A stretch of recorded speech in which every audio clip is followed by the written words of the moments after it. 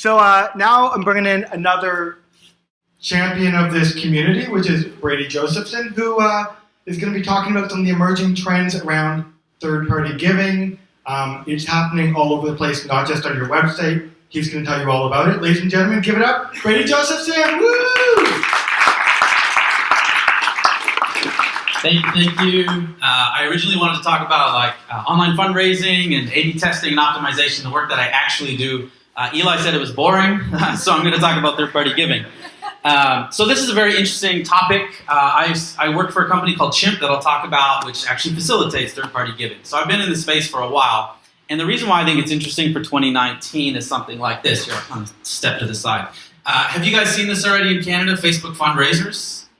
Yeah, so they came in November, and so they're just kind of starting to hit the Canadian market. They've been in the US for well over a year, and in the US they raised over $300 million in its first year. Now, just for some context there, Network for Good, which is probably the leading third-party processor provider, I'll talk about third-party, how I define that. They raised $300 million total in the previous year. So Facebook in 1 year basically raised as much as this third-party network, which has been operating for a decade. So it shows the power of them just flipping the switch and saying, we're actually really going to dip our toes into this water. So third-party giving is,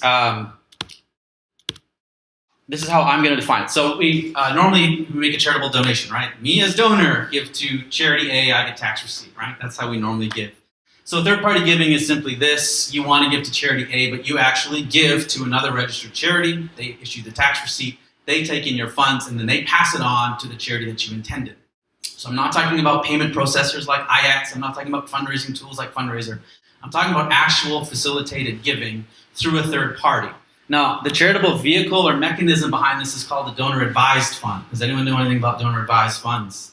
A little bit, kind of? Okay. So donor-advised funds aren't new. They've been around for a long time. Typically, community foundations would use them as a tax vehicle to encourage generally wealthier donors as a way to give. So they can give now, get a tax receipt, and then hold their giving and their assets in the charitable foundation, and then determine when they want to distribute it to a qualified donee whenever they want. So it's a very efficient tax vehicle for people to give. Now, there's a whole conversation around donor-advised funds. Are they really growing giving? 6 of the 10 largest nonprofits in the US are now charitable organizations that do donor-advised funds. They have the same disbursement quotas as public foundations. They're not very transparent. So there's a whole conversation on donor-advised funds that I'm happy to talk about later. But what's interesting is companies like this, which are using this model, and whose Facebook is using in Canada, they're using PayPal Giving Fund. It's a brand new charity that they are using to actually process these donations.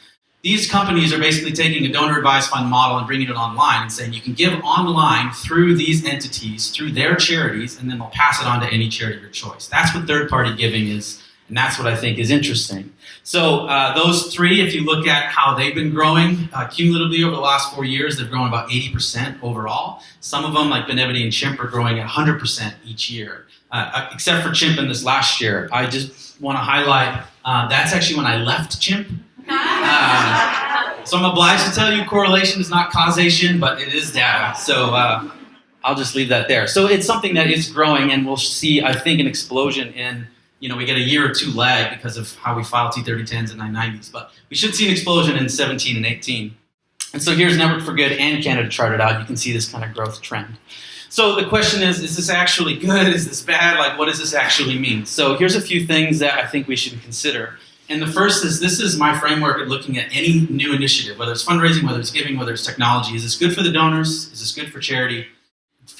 And is this good for philanthropy overall? So sometimes we as charities, we focus exclusively in this box, what's good for us, and we don't give a lick about donors or philanthropy at times. Then sometimes there's vendors or providers who all they care about is maybe the donor, and they don't think about the charity. That happens a lot in third-party giving.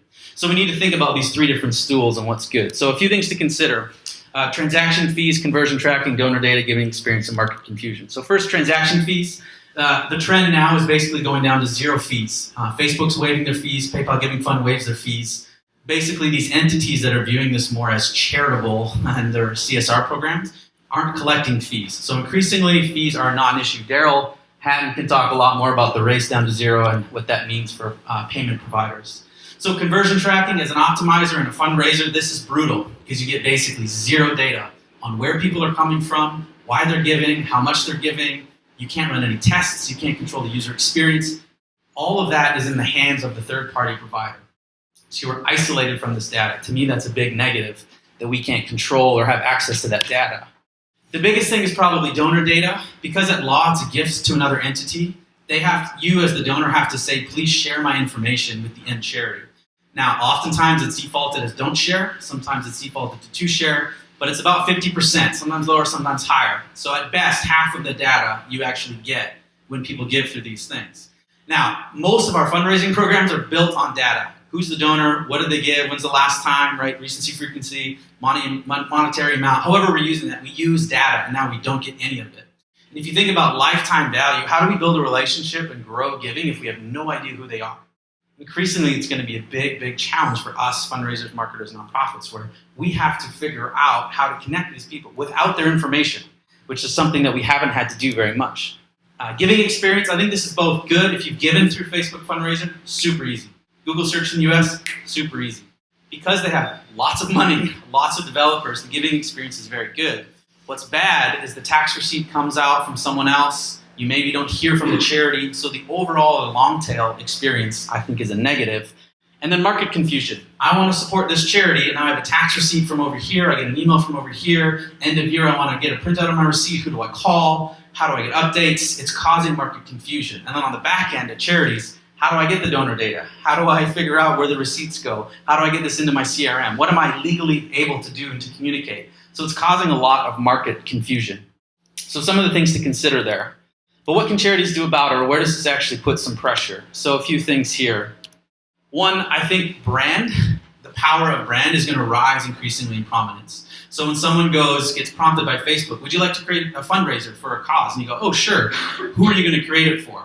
It's the charity that you think of that's top of mind. Maybe they're in your inbox, maybe you saw them on TV. But generally speaking, who you have a connection with or who you have the most brand affinity for is who benefits most from these third-party providers. So things like TV spots or things that we in the direct marketing world kind of maybe poo-poo, billboards, things like this that build brand, we're going to have to get more sophisticated in what is the true value of brand. We can't just measure it how we used to measure it. So that's one thing. And building an actual community. Word of mouth is massive. If someone does a Facebook fundraiser or says this is who I'm giving to or fundraising for, the network effect just gets compounded. So that's increasingly important. Improving the digital experience. So as we purchase more and more on e-commerce sites, that puts more and more pressure on charity websites to not be crappy because we're used to a better standard. Now if we're making more and more charitable donations in 2 clicks on Facebook, on Google search, through these third-party providers, it puts even more pressure on our charitable websites to have a good, positive giving experience. Otherwise they go, why would I give to the charity when I can just give over here? Why would I have this relationship with the charity when I can interact with this beautiful interface over here? So it's another threat or challenge on the digital experience. I know impact and storytelling are still kind of like buzzwords, but where is someone going to go when they want to find out what their donation did? Maybe you don't have the chance to email them, or if they're looking to make a donation through a third party that doesn't have all that information, they're going to go to your website. So not your annual report, no one gives a crap about your annual reports. What's the actual impact that you're having in a real level, on a real basis, so people can find? Social media, website, encouraging and sharing more of the actual impact that you're having is going to be even more important, not burying it 6 pages deep. And then embrace it and adapt to it. I think there's a temptation for us when these things arise that are really difficult, right? It's a new way to get money. It's a new way to process donations. We kind of want to walk away from it and reject it. If you look at how things are getting purchased, think of just Amazon.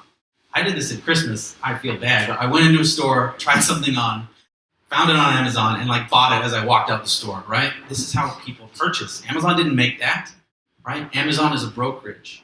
So we can fight against how people naturally buy things nowadays and how increasingly they're naturally giving, or we can find a way to embrace it, figure out how do we actually collect the most data possible? How do we communicate to these donors? How do we actually acquire email addresses from these donors, right? Maybe we can actually, if we don't have all of their information, can we do a Facebook advertising campaign to fill up the rest of their file so we actually get more of their information? How is it that we can actually embrace this third-party giving as it rises and adapt to it, as opposed to kind of fight against it and reject it? Just a short story, I was in a meeting where St. Jude's, who has the second strongest nonprofit brand in the world, basically, they raised, I think it was about $50 million from Facebook fundraisers, intentionally not telling people about it because they don't get any of the donor data and they have thousands and thousands and millions of dollars invested in their own peer-to-peer platform. Yet the market is saying, we just want to do this, right? 2 clicks of a button, Facebook fundraiser, all your friends are there. Ask, it's so easy. So you can keep fighting the trend, or you can figure out ways to kind of embrace it and make it work for you. And I think that's going to be a key. Adaptability isn't always a nonprofit strength, but I think it's something we're going to have to get better at. So those are some of the things that charities can do about it, and that's it.